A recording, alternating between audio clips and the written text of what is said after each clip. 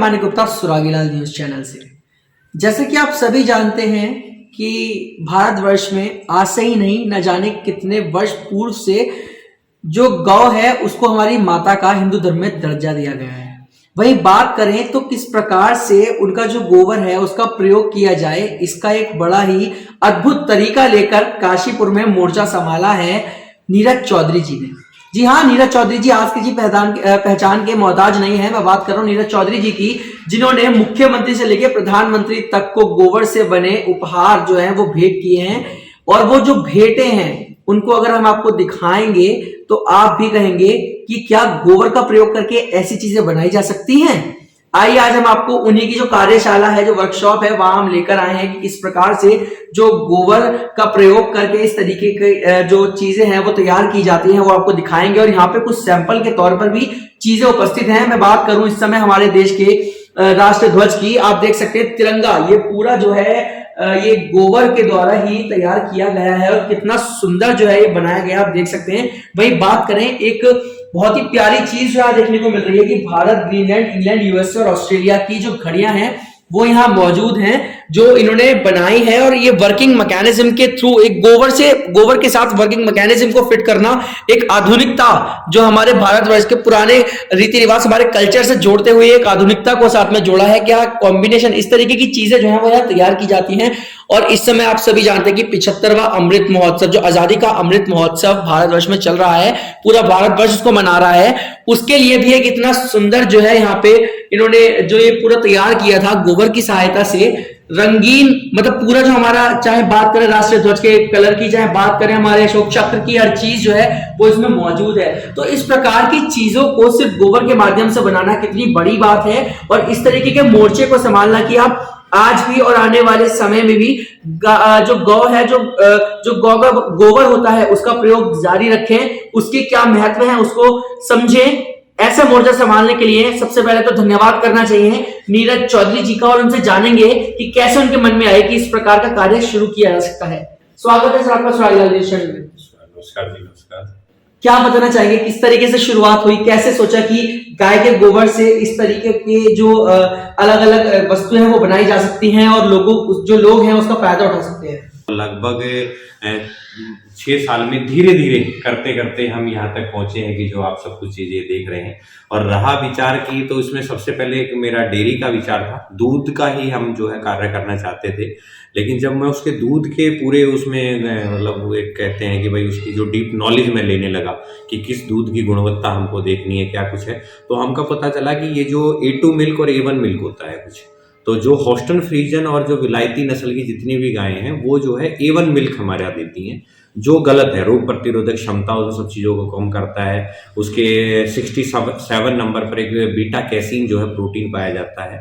तो और इसी प्रकार से जो हमारी जो देसी गौवंश है, जिसमें साहिवाल हो गई, थार पारकर हो गई, बद्री नस्ल हो गई, यहाँ उत्तराखंड की बात करें हम तो गिर नस्ल हो गई, तो इस प्रकार से अलग अलग जो है क्षेत्रों के हिसाब से जो है जो गौवंश है, तो जितनी भी ये जो गौवंश है ये A2 मिल्क देती हैं। और इनकी जो A2 मिल्क की जो दूध की क्षमता है वो सब कुछ बढ़िया होती है। तो हम जो है ना कुछ इस पर काम करना चाहते थे। तो हमें जो है पूरा इसी दौरान जब मैं इसकी पूरी नॉलेज ले रहा था, तो इसमें एक पूरी पंचगव्य चिकित्सा होती है। तो मैं उस पंचगव्य चिकित्सा का मैंने कोर्स करने का सोचा कि एक चिकित्सा पूरा इसका लेते हैं जिसमें हम गौ पालन और ये सब कुछ करेंगे। उसके दौरान ही हमें ये विचार आया कि दूध जो है वो कहीं ना कहीं एक अल्टरनेटिव है, बाद का सोचने वाला है। और जो 24 आवर्स और कहीं ना कहीं मतलब वो अपने जो उनकी मृत्यु होनी है, गायें जब अपने प्राण त्यागती है, तो उस समय तक जो हमें जो चीज प्राप्त हो रही है वो हमारा गोमूत्र और गोबर है। क्योंकि दूध का एक लैक्टेस पीरियड रहता है, कुछ समय के लिए गायें देती है, तो वो एक प्रॉफिटेबल नहीं रहता है। और जबकि गाय ने जो दूध दिया है वो अपने बच्चे के लिए दिया है, अपने बालक के लिए दिया है, लेकिन वो तो हम स्वार्थी हैं कि भाई हम उससे प्राप्त कर रहे हैं, सब कुछ हो रहा है। तो कायदे में भी जो शास्त्रार्थ वर्णन है वो उसमें 2 थनों का ही अधिकार आप हमारे पास होता है, और 2 थनों का अधिकार पूर्णतः उस बच्चे के लिए होता है जिस माँ ने उसके लिए बनाया है। तो ये उस दौरान मेरे को जी पूरा ख्याल आया। और उसके बाद जो है हमने गाय के गोबर पर जो है हमने काम करना शुरू किया। तो स्टार्टिंग में हमने कुछ लक्ष्मी गणेश की मूर्तियां बनाई, वो मूर्तियों को लेके मैं दिल्ली पहुंचा, और वहीं से मेरे को 20 मूर्तियां थी वो स्टार्टिंग में जो मैं लेके गया था। वहीं उन्हीं 20 मूर्तियों से मेरे को करीब 4000 मूर्ति बनाने का पहला ऑर्डर मुझको मिला था। तो वहाँ से ये सफ़र जो है प्रारंभ हुआ था लगभग आज से 6 साल पूर्व, और फिर धीरे धीरे करते करते डेवलपमेंट करते करते और आज भी कर ही रहे हैं।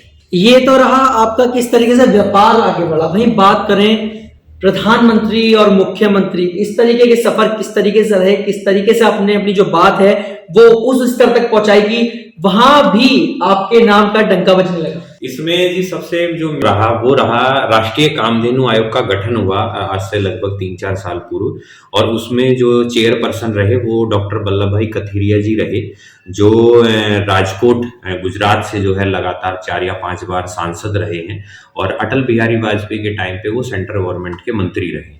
तो उन्होंने जब ये राष्ट्रीय कामधेनु आयोग का गठन हुआ, प्रधानमंत्री जी की जो है पूरा उनको समीक्षा देते थे उनको, तो उन्होंने जो है बहुत बड़ा रोल अदा किया। उन्होंने इस गौ संस्कृति को बहुत बड़े आयामों तक लेके गए, और जब मेरी उनसे पहली मुलाकात हुई हमने ये सब उनको उत्पाद दिखाए, क्योंकि वो बेसिकली देसी गोवंश पर ही काम करता है वो आयोग। तो उनको जब मैंने ये सब कुछ दिखाया तो वो बहुत ज्यादा प्रभावित हुए, और उनको रहा कि उन्होंने मेरे को बोला, उसी समय आशीर्वाद दिया कि हम जो है इस कार्य को, आपके कार्य को मतलब पूरे देश में और विश्व में एक पहचान दिलाएंगे, और इससे हर उस व्यक्ति का जो निर्धन है या किसी के पास अपनी फसल नहीं है, खेत नहीं है, या अब जैसे मैं पर्सनली बात करूं, मेरे पास खुद का गौवंश नहीं है लेकिन मैं किसानों से वो गोबर परचेज कर रहा हूं, तो जो आज के दौर में किसान सिर्फ खाद के लिए जिस गोबर का उपयोग कर रहे थे तो उनको एक अच्छा रेट उसका मिलता है। और अगर हम इसको बात करें तो लगभग ये जैसे 2-3 हजार रुपए किलो के भाव में हम जाता है। तो जैसे जो प्रधानमंत्री जी मोदी जी बात करते हैं कि चीजों में कुछ हम वैल्यू एडिट अगर हम कर देते हैं तो वो जो चीजें हैं उनका उनकी जो कीमत है वो बहुत 2 गुना 3 गुना हो जाती है। तो इस तरीके से इस मतलब कार्य की प्रारंभ हुआ कि जो माननीय डॉक्टर वल्लभ भाई कथीरिया जी रहे, उन्होंने जो है मेरे को हर जगह मंच तक पहुंचाया,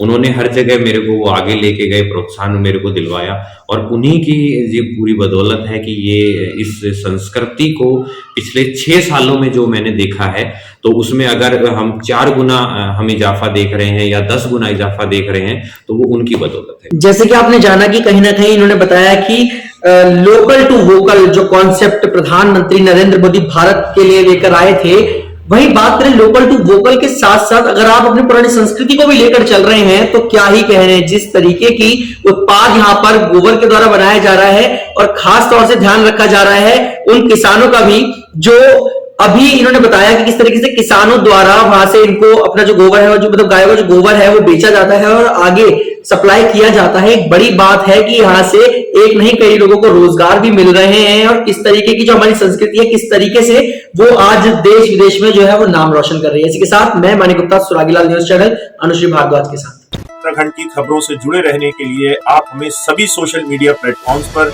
सब्सक्राइब, लाइक और फॉलो कर सकते हैं। धन्यवाद।